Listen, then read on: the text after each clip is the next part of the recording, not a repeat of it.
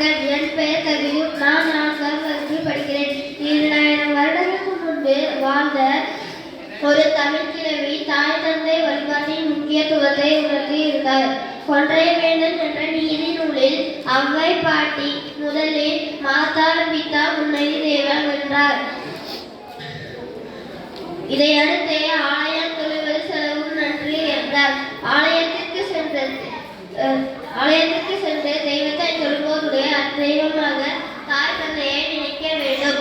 அனுபவ ரீதியாக அவை மூதாட்டி உரைக்கப்பட்ட ஓர் அருமையான முதுமொழி. ஆழ்ந்த கற்பனை கொண்ட இச்சொற்றுடர் அல்ல அல்ல குறையாமல் ஆழ்கடலை ஒத்ததாகும். தன்னலமற்றது தாயின் அன்பு, சுயநலமற்றது தந்தையின் பரிவு. தாய் தந்தை நம் இரு கண்கள் போன்றவர்கள். கண்கள் இல்லாவிட்டால் ஒருவர் வாழ்க்கையில் எத்தனையோ துன்பங்கள் ஏற்படுகின்றன. தாயே நமது மூலாதாரம், தந்தை ஜீவாதாரம். அப்படிப்பட்ட தாயின் அன்பை முன்னுரிமை கொடுத்து மாதா பிதா ஓர் தெய்வம் என்றார்கள் நம் முன்னோர்கள். சைவ திருவள்ளுவர் தன் குரலில் மலர் தாய் தந்தை செய்யும் உபகாரம், கல்வி, ஒழுக்கம், நற்பண்புகள் என்ற பெயரை தருவதாக இருந்தார். இதெல்லாம் நிகழ்ந்தது அக்காலத்திலே.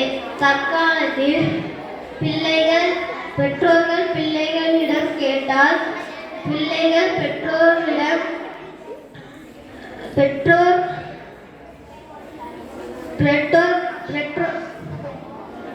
பெற்றோர் வார்த்தையை கேட்பதில்லை, மதிப்பதில்லை. ஏன் ஒருவரிடம் பேசும் நேரம் குறைந்தே போனது. தொழில் நம் குழந்தைகளை தூக்கி சுமக்கும் போது தந்தை எங்கே? குழந்தைகள் ஒழுங்கி பின் வரும் தந்தை எங்கே?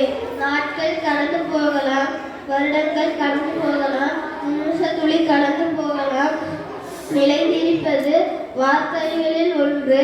இழக்க முடியாத இரு உறவுகள் தாய் தந்தை மட்டுமே. நாட்டிற்கு சிறந்த குடிமகனாய் வாழ்வோம். உலகில் வெற்றி நடை போடுவோம். நன்றி, வணக்கம்.